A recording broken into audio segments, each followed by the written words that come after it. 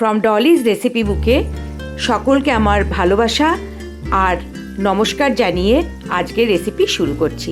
আজকে আমি পার্শে মাছের তেল ঝোল আপনাদের সাথে শেয়ার করব। এটা চারাপোনা আর বাটা মাছ দিয়েও করা যায়, আর এখন যেহেতু শীতকালে পার্শে মাছ পাওয়া যায়, আমি এটা পার্শে মাছ দিয়ে করেছি। পার্শে মাছ দিয়ে করলে সবচেয়ে বেশি ভালো হয়, কিন্তু পোনা মাছ আর চারাপোনা আর বাটা মাছ দিয়েও করা যায়। আমি 4টে পার্শে মাছ নিয়ে নিয়েছি, নুন হলুদ আগে থেকেই মাখিয়ে রেখেছি। এবার গ্যাসে কড়াই বসিয়ে দিলাম। বসিয়ে দিয়ে এখানে আমি সর্ষের তেল ব্যবহার করব। পার্শে মাছের তেল ঝোলটা পুরো তেলেই হবে। প্রায় 3 টেবিল স্পুন মতো সর্ষের তেল আমি এখানে দিয়ে নিলাম। এবার তেল গরম হলে আমি এখানে ফোড়নগুলো প্রথমে দেব। ফোড়নে আমি এখানে কালো জিরে দিয়ে দিচ্ছি 1/2 টিস্পুন। তেল গরম হয়ে গেছে। আর 3টে কাঁচা লঙ্কা চিড়ে এর মধ্যে আমি দিয়ে দিচ্ছি। দিয়ে জাস্ট একটু সময় আমি এটা 5 সেকেন্ড মতো এটা আমি ফ্রাই করে নেব। তারপরে এখানে আমি মাছগুলো ছেড়ে দেব। আলাদা করে মাছ ভাজার কোনো ব্যাপার নেই। অ্যাকচুয়ালি এটা কাঁচা মাছ দিয়েও করা যায়, কিন্তু আমি জাস্ট একটু 30 সেকেন্ড করে এক এক পিঠ এপিট ওপিট করে নেব। এবার দেখুন আমার লঙ্কাগুলো প্রায় ভাজা হয়ে গেছে, তাই মাছগুলো ছেড়ে দিচ্ছি। এক এক পিঠ 30 সেকেন্ড করে আমি মোট 1 মিনিট এটাকে ভেজে নেব। যদিও আমি বলছি কাঁচা মাছ দিয়েও এই ঝোলটা করা যায়, খুবই ভালো হয়। এখানে মাছ না ভাজলেও চলে। এই ঝোলটা কোনো মশলা লাগে না, শুধু তেলেই হয়ে যায়। খুব সুন্দর খেতে হয়। একবার না খেলে আপনারা বুঝতে পারবেন না যেটা কত সুন্দর লাগে। মনে হয় এই ঝোলটা দিয়ে পুরো ভাতটা খেয়ে নেই। এবার আমি মাছগুলো উল্টে দিলাম। এখন এখানে আমি জল দিয়ে দেব।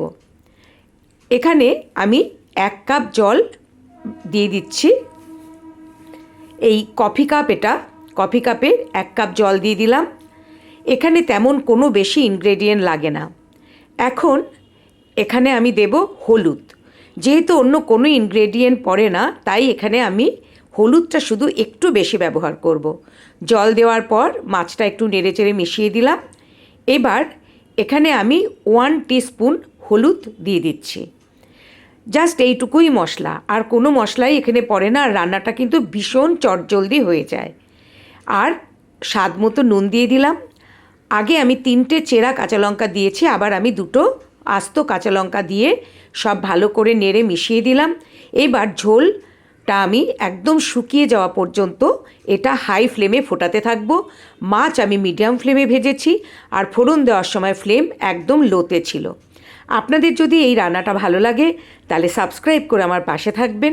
সাবস্ক্রাইব করা থাকলে আমার পরের রান্নার নোটিফিকেশন আপনাদের কাছে পৌঁছে যাবে। আর আপনাদের যদি এই রান্নাটা ভালো লাগে তাহলে লাইক আর শেয়ার করার জন্য অনুরোধ রইল।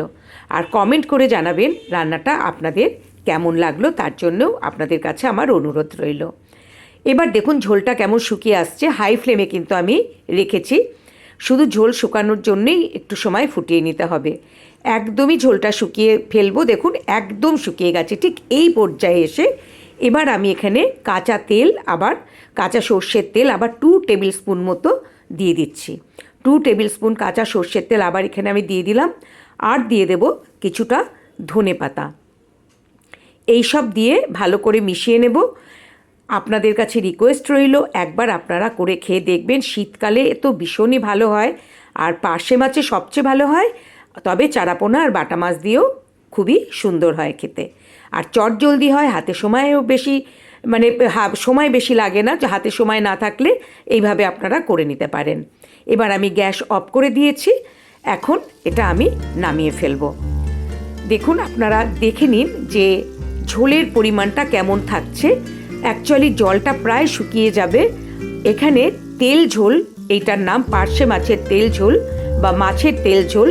মাছের তেল ঝোল আমি অনেককেই দেখেছি অনেক রকম মশলা দিয়ে শুধু একটু বেশি করে তেল ব্যবহার করে থাকে, কিন্তু এইটা কিন্তু শুধুই তেলে যে ঝোলটা তৈরি হয়েছে। এখানে আর অন্য কোনো ইনগ্রেডিয়েন্ট নেই। আবার আমি আসব নতুন কোনো রান্না নিয়ে। আপনারা সবাই খুব ভালো থাকবেন। আজকের মতো নমস্কার।